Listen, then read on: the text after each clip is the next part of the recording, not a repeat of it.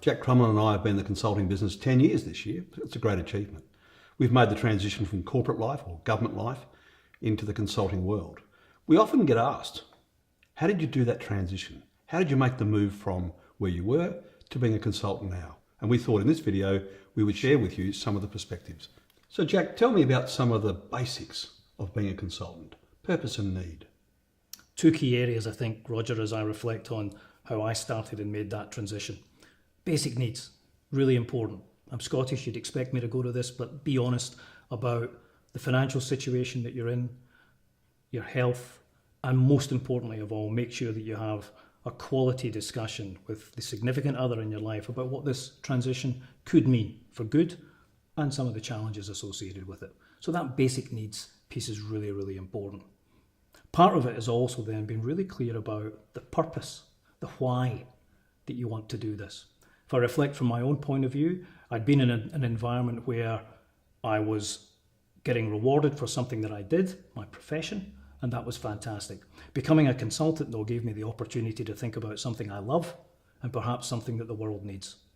So for me, it was all about working with people, supporting them at an individual and team level through their careers as they sought to progress.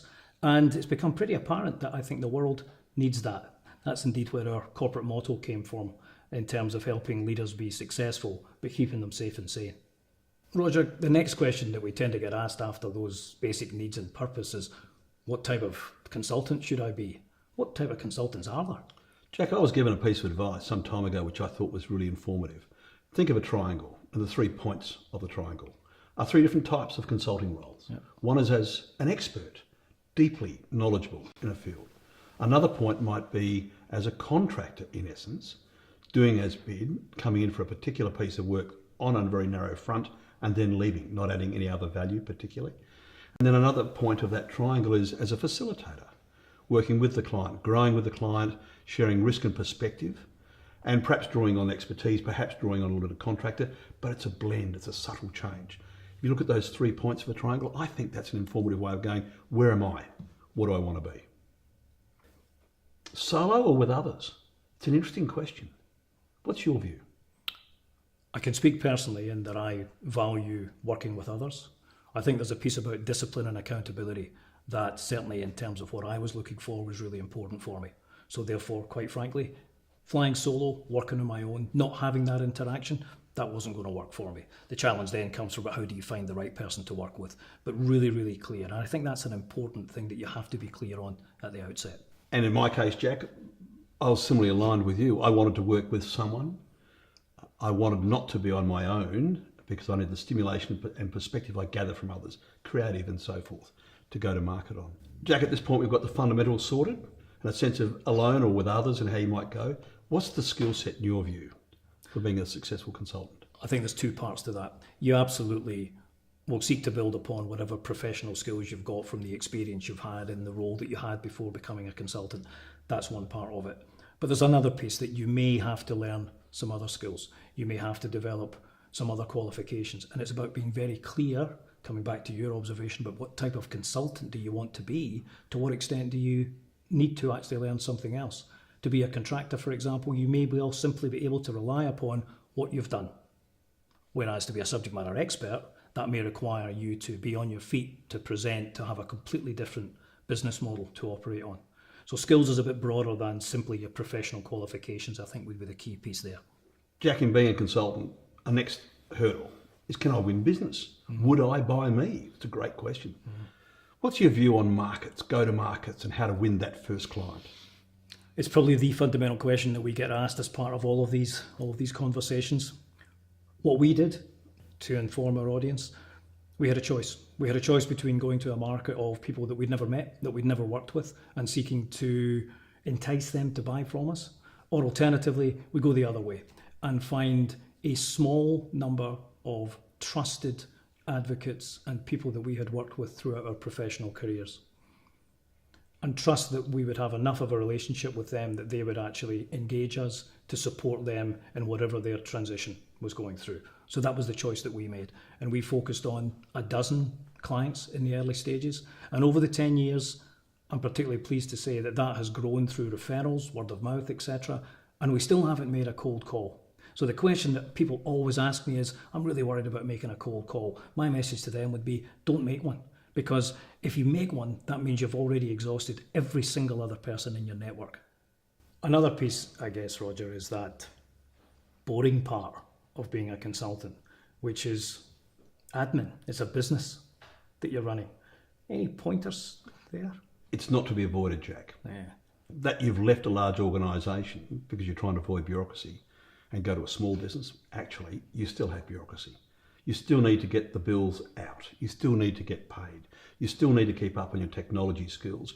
You still need to be able to interact with the business world as you would had you been in that place. So don't think you can walk away from technology or walk away from bureaucracy or the additional admin effort that goes on.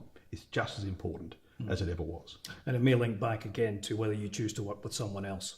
I was lucky working with you. You'd been a consultant for a number of years. You had a number of these things in place, which was fantastic, saved me the need to actually go and do it. And I think the other opportunity that now presents itself today is there is a plethora of virtual assistants, technology solutions that can actually allow you to completely bypass a lot of the admin bureaucracy that could get in your way to stop you engaging with your clients. So again, activity breeds clarity. Find out what you can do to run your business efficiently. So Roger, as we wrap up this piece, a couple of pieces of advice. If you're going out on your own, solo, to be a consultant, what would your one piece of wisdom be? A big piece for me, Jack, is about commitment to what you're about to undertake. It's about being firm, having done all the preparatory work we've described in this video. It's now time to commit. Are you in the game or are you not in the game? And we've used the phrase about burning the boats, that you're actually committing yourself to a course of action. Seen too many people over the years half-heartedly start it and be surprised when they falter at the first challenge.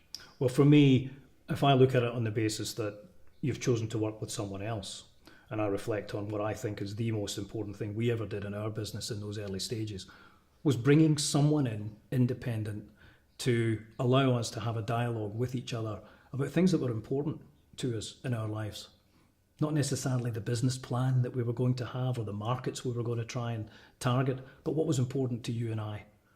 Things such as where were our kids in terms of schooling, what were our longer term plans, what are our longer term plans for retirement and all of those fantastic things. That conversation for me is the one recommendation that I would make to anyone who's thinking of going into business with someone else. So thank you for joining us today. We hope you've picked up some useful pointers if this is a transition that you're thinking about in your career. Just to recap really briefly, think about those basic needs, those fundamentals in your life that you need to consider. Secondly, what's your why? What's the purpose around this? Once you've got clarity on those particular areas, think about the type of consultant you want to be. Do you want to work on your own or do you want to work with others? What skills are you going to need to build upon or to learn in order to make you successful? Think about your network. Don't assume you'll have to make cold calls. Really go back through all of the people and interactions that you've had, and you will be pleasantly surprised about the opportunities that you can find from that. There's an admin piece associated with running your own business. Don't shy away from it.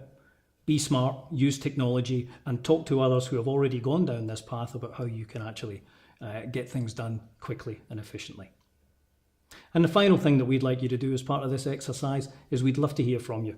We'd love to hear about the journey that you've perhaps taken to become a consultant, the things that have gone well for you, the things that if you had your time you might do slightly differently.